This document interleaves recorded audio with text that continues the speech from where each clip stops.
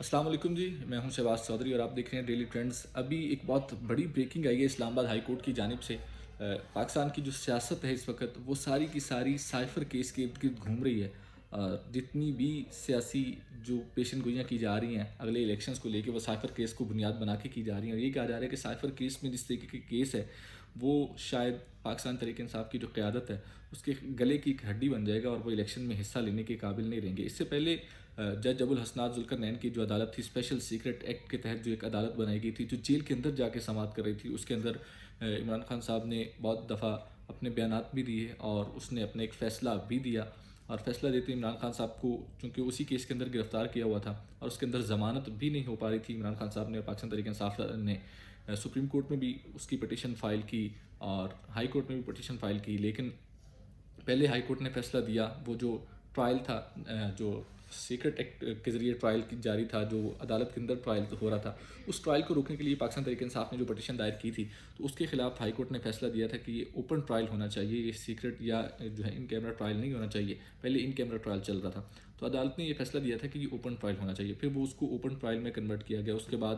اسلام آباد میں supreme court کے اندر پاکستان تحریک انصاف نے ایک پٹیشن دائر کی جو پچھلے سیٹرڈے ہفتے والے دن جس کی سماعت ہوئی، جو سماعت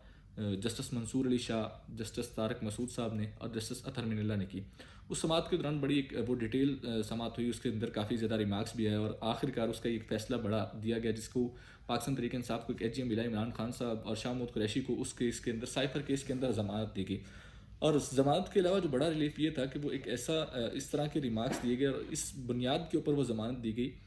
کہ جس بنیاد کے بعد سائفر کیس کے اندر سے بالکل جو کہتے ہیں کہ ہوا نکل جانا، یہ سائفر کیس کا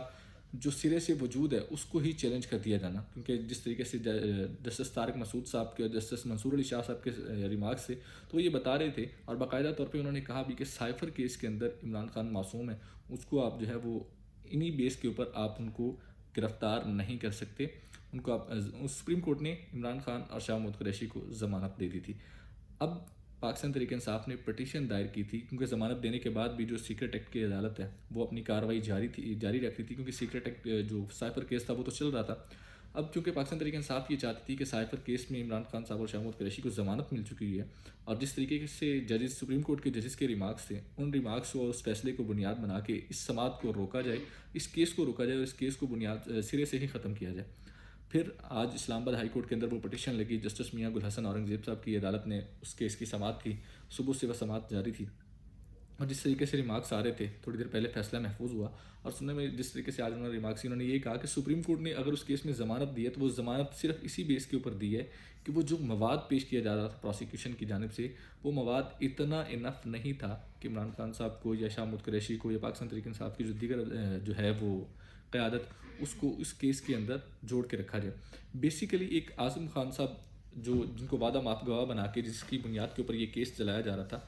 وہ اعظم خان صاحب کا جو وجود ہے اس کیس کے اندر وہ اس کیس کو لے ڈوب ہے۔ اعظم خان صاحب کو جو بیان ایک سامنے لے کے آیا گیا تھا اور جو مجسٹریٹ کے سامنے انہوں نے بیان دیا تھا، اس کے اوپر سوال یہ کیا گیا جسٹس منصور علی شاہ صاحب کی جانب سے سپریم کورٹ میں کہ اعظم خان تو باقاعدہ طور پہ اغوا ہوئے تھے، اغوا ہونے والے بندے کا بیان آپ کس طریقے سے اس کی بنیاد اس کے بیان کے اوپر آپ کس طریقے سے اتنا بڑا کیس بنا سکتے ہیں؟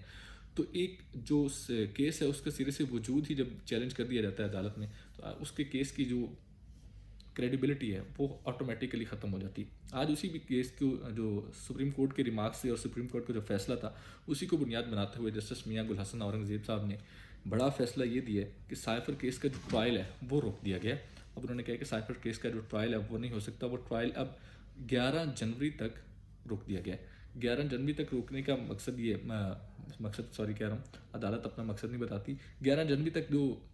سماعت جو سائفر کیس کا ٹرائل ہے وہ روکا گیا ہے، اور 8 فروری کو پاکستان کے اندر الیکشن ہے۔ ہو سکتا ہے اب چونکہ سائفر کیس ختم ہو چکا ہوا ہے، القادر ٹرسٹ عمران خان صاحب کے اوپر کیس تھا، اب اس کیس کے اندر بھی ضمانت ان کو مل چکی ہے، اب نئے ایک نیب کے کیس میں ان کو گرفتار کیا ہوا ہے، تو ہو سکتا ہے آج شاہ محمود قریشی صاحب کو بھی جس طریقے سے عدالت میں پیش کیا گیا اور جو انہوں نے اپنی ردات بتائی، انہوں نے کہا جی مجھے ایس ایچ او نے مکے بھی مارے، لاتیں بھی ماری، دھکے بھی دیے، اور جو ہے وہ یہی طریقے سے انہوں نے اپنا بیان بتایا، اور آج ان کو جس طریقے سے ہتھ کڑی لگا کے پیش کیا گیا، انہوں نے کہا جی میں 5 دفعہ